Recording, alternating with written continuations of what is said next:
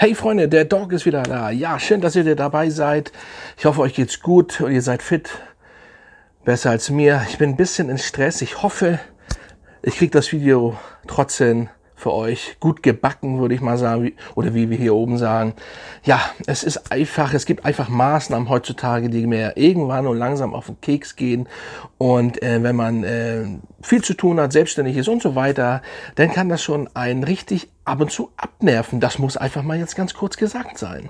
So, und für alle Neuen, ja, bleibt einfach hier, drückt die Glocke, abonniert mich. Das würde mich natürlich freuen, weil hier seid ihr auf dem richtigen Kanal. Ja, Leute, und heute habe ich für euch ja, Lady Killer Düfte 2022. 10 Stück an der Zahl und wir fangen auch gleich mal an. Wir machen das einfach mal, ja, sehr durch oder querbeet, sag ich mal. Und ja, Vanilla Diorama von Christian Dior ist der erste. Ja, ein absoluter Lady Killer Duft. Die Damen lieben diesen Duft.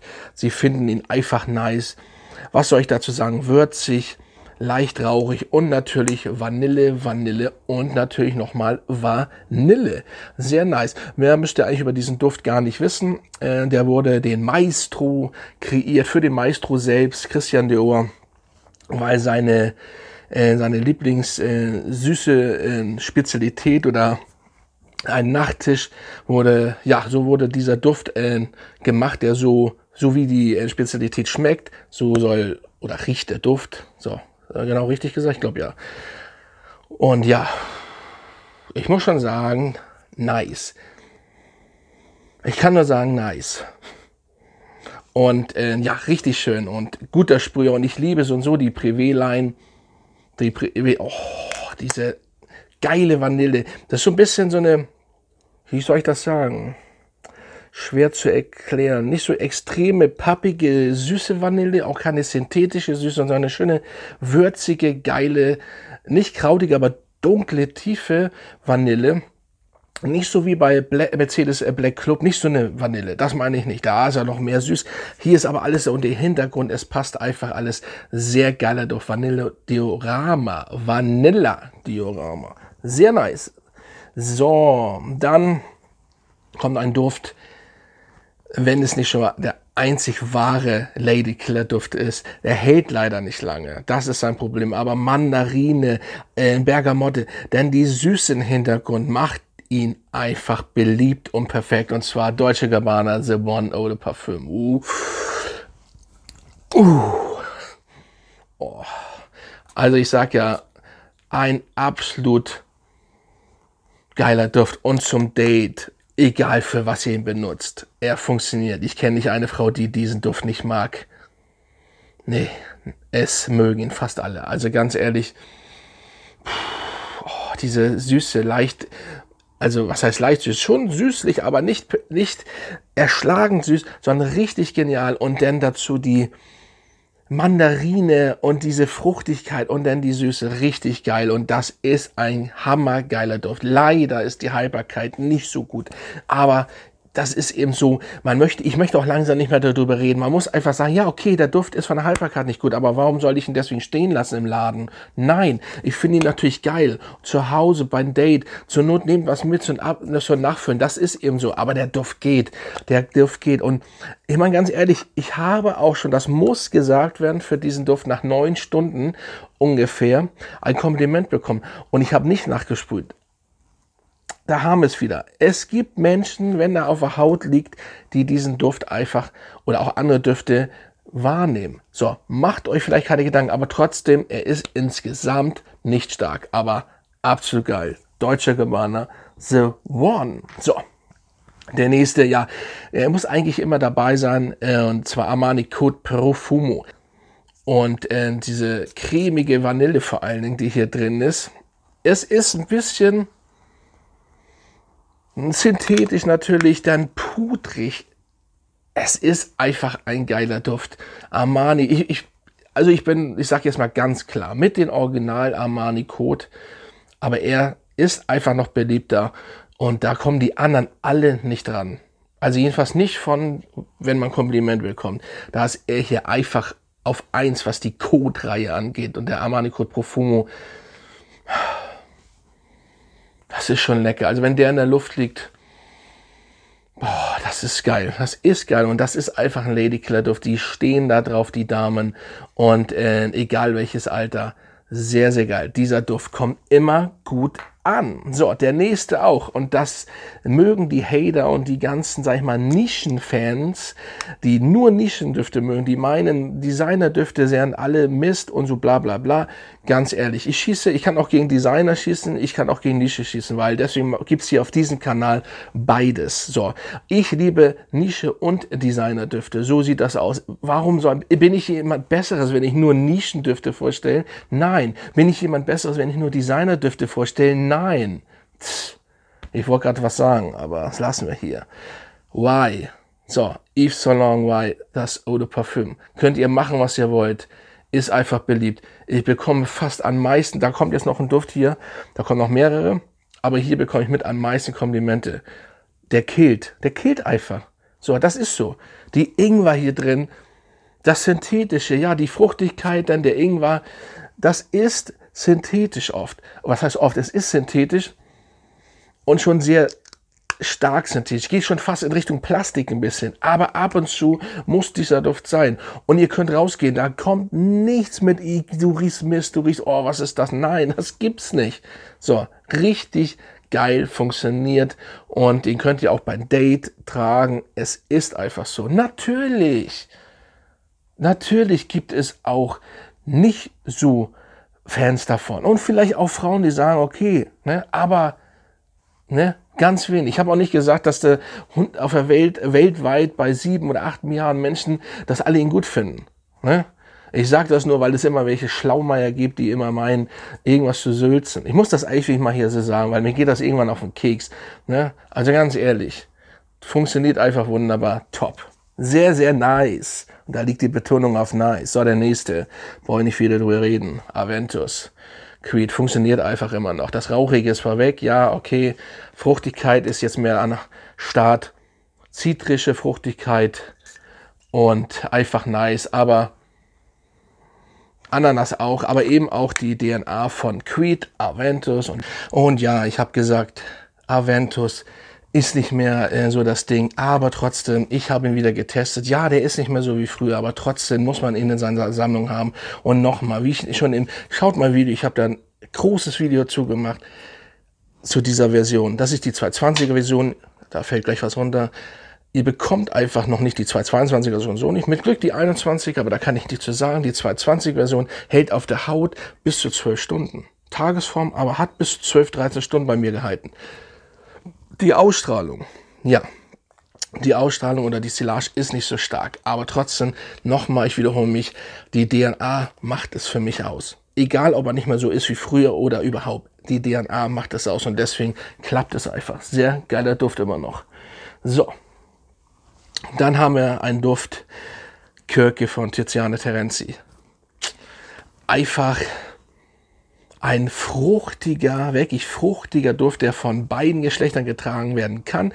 Aber der Mann, oder wenn ihr den als Mann tragt, kommt der wirklich gut an. Schöne Fruchtigkeit. Die Birne, die in Background ist, gefällt mir richtig nice. Und natürlich der Pfirsich. Hier kommt der Pfirsich richtig cool rüber. Wird verglichen mit Erba Pura. Ja, Erba Pura hat aber... ich müsste jetzt lügen, kann ich jetzt wirklich nicht sagen, auf die Schnelle. Hier ist der Pfirsich drin und bei Erba Pura ist die, kann ich nicht sagen, ich will jetzt auch nichts Falsches sagen, so schnell, die Birne, glaube ich, oder irgendwas. Auf jeden Fall, hier ist der Pfirsich, der richtig gut rüberkommt. Und ich werde jetzt nochmal, ich habe ja schon ein Video gemacht, aber da kommt noch ein Duft. Vielleicht sollte man so ein Dreiergespann-Video mal machen. Auf jeden Fall ist dieser Duft nachhinein, das sage ich als Surshop-Fan. Ihr wisst, dass Surshop meine Lieblingsbrand ist und er kommt aber besser. Noch mehr Power, noch mehr Ausstrahlung, Haltbarkeit besser und einfach in der Luft. Der Erba Pura ist nice, ist aber sehr süß, noch süßer und einfach anders. Und der ist durch diesen Pfirsich, sorry, meine Güte, ist das ein hammergeiler Duft. Also Kirke kommt richtig nice. Ja, da fällt mir der gleich fast außer Hand vor Schreck. So, und dann nehmen wir gleich mal den nächsten, der genauso riecht wie Erba Pura und Kirke, nur mit der Himbeere, das vollenden. Und die Fruchtigkeit ein bisschen anders, im Endeffekt sehr, sehr nice sogar ist. Und auch kommt er wieder von Tiziano Terenzi, und zwar Orsa. So, ja. Und da haben wir den Seestern hier drauf. Sehr geiler Duft. Der kostet natürlich etwas mehr, aber da habt ihr genau dasselbe und auch nicht zu süß, nur mit der Himbeeren-Background. Sehr, sehr geil. Die Sprüher können immer, wie ich es immer wieder sage bei Terenzi, ein bisschen besser sein. Oh ja, die Himbeere, geil. Also das gefällt mir richtig nice. Auch hier natürlich von Frau tragbar, genauso gut wie von Mann. Lasst euch nicht abschrecken. Das mit diesen Frauen- und Männerdüften, das ist immer so ein Dings. Ich habe das ja gerade, ich gucke ja nicht so viele Videos, aber ich fand das ganz interessant, was Leni gesagt hat in ihren, ich glaube, letzten oder vorletzten Video, weiß ich nicht.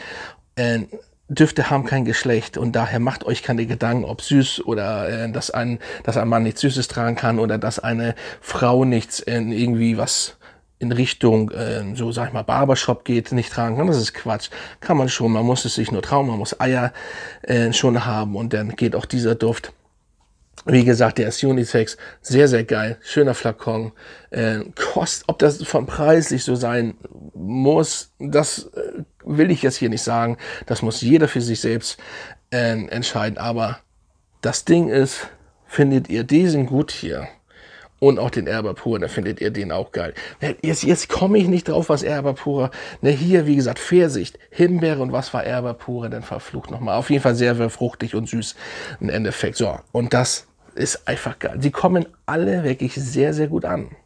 So, dann der nächste. Ja, mein Duft Nummer 1, der wird jetzt demnächst reformuliert, habe ich gehört. Ob das jetzt alles und wann und wie, kann ich nicht sagen. Auf jeden Fall ist er oder wird er definitiv bestimmt sehr gut reformuliert, so wie ich die Marke kenne, von Search of Nexus. Das ist natürlich noch die alte Version, richtig schön auf die Fresse, sehr stark. Ich denke mal, die andere wird jetzt nicht schlechter werden, aber sehr, sehr geil. Vanille, Honig, Tabak, oh, und dann diese Frische, die hier drin, oh, hier ist die Endstation, schon wieder Endstation. Leute, jedes Mal, wenn dieser Duft an Start ist, ist Endstation. Komplimente ohne Ende. Ich gehe raus, sofort Kompliment, ohne Scheiß. Also dieser Duft haut einen um und da muss ich auch nicht mehr zu sagen. Will ich auch nicht mehr. Nexus, übrigens, das muss ich doch noch sagen. Für Leute, die meinen, ist der jetzt schon out, komm, geht nach Hause. Leute, mal ganz ehrlich, Mann. Wer redet denn so ein Mist? Von wegen ist out. Man tragt den Duft 30 Jahre. Heute ist alles immer nur schnell, schnell, schnell. Was soll das? Irgendwann gibt's gar nichts mehr, Leute. Der funktioniert noch, Nexus, und auch noch in, was weiß ich, wie vielen Jahren. So, und jetzt kommt der Duft, von dem ich am meisten Komplimente bekomme. Lavendel, Vanille, dann eine schöne Süße im Hintergrund. Ja, hat 10%, 15% vielleicht sogar von Lemal im Hintergrund. Und zwar Prana Luna Rossa Sport. Ja, ich weiß, ich kriege von Mann und Frau Komplimente für diesen Duft. Das ist einfach so. Und ich gleich vorweg, weil alle immer sagen, der Black, der Black, der Black. Das ist der Beste aus der Reihe. Behaltet das jetzt mal bitte, immer für die Fragen. Natürlich, wenn ihr neu auf diesem Kanal seid, geht das nicht. Aber dieser Duft, Prada Luna Rossa Sport, ist für den Dog der Beste aus der Reihe. Ach, auch da ist Endstation. Und denkt mal nicht, dass der so schwach ist. Nach 8 Stunden kriegst du auch Komplimente noch. Sehr geiler Duft. Hält wirklich sehr, sehr gut. Prada Luna Rossa Sport. Wie gesagt, die süße Hintergrund, Lemal ein bisschen. Und dann Prada Luna Rossa Sport, DNA, sehr, sehr nice. Pudrig dazu, kommt richtig gut. So, dann kommen wir zu einem Duft, da wird es jetzt auch gleich wieder harenvoll. Ja, der hält ja nicht so lange und dies und jenes. Ja, er hält schon 8 Stunden, aber er ist ziemlich hautnah, aber man wird trotzdem noch nach 7 Stunden angesprochen. Und es gibt eben Düfte, die müssen nicht ausstrahlen wie was weiß ich was. Ja, ich finde das auch gut. Ich sage das jedes Mal, weil ich feiere eben auch Marc Gebauer-Düfte endlich mal hier. Aber es gibt auch Düfte, die müssen so richtig so wie ein Gentleman ein bisschen zurückfahren. So, nicht so extrem. Und das ist Sedley von Parfums de Marly. Sowas, diese Fruchtigkeit, Mandarine, Zitrone, Bergamonte und dann dieses Holzige und Frische. Es gibt nichts Besseres. Sehr, sehr geil. Geiler Sprüher, seht ihr das? Frühnebel. Oh, So ein bisschen minzig, der natürlich logischerweise noch im Hintergrund. Ich bin kein Fan von Minz und so weiter. Und dann dieser geile Flakon.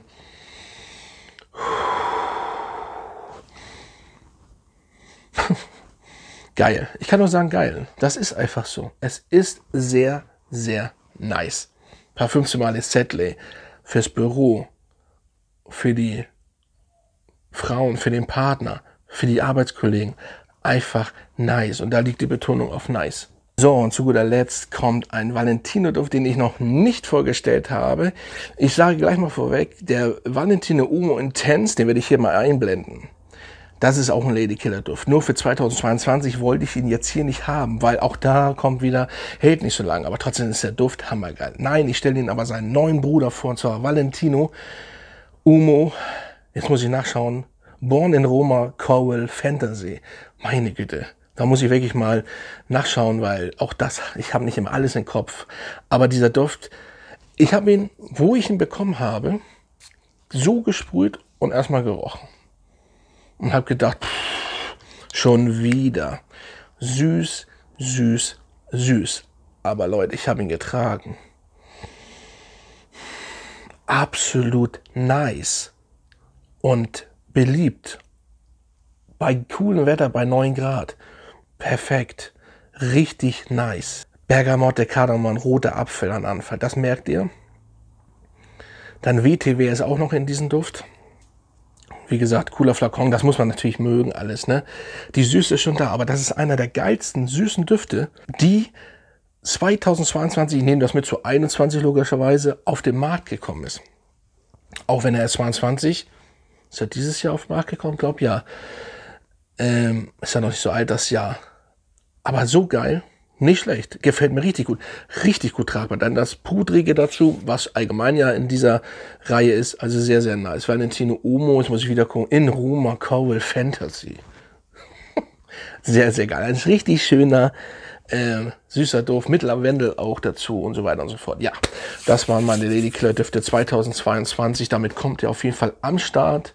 Irgendwie macht sich hier irgendwie alles selbstständig heute. Ich habe keine Ahnung warum. Also bleibt gesund und munter und bis zum nächsten Mal.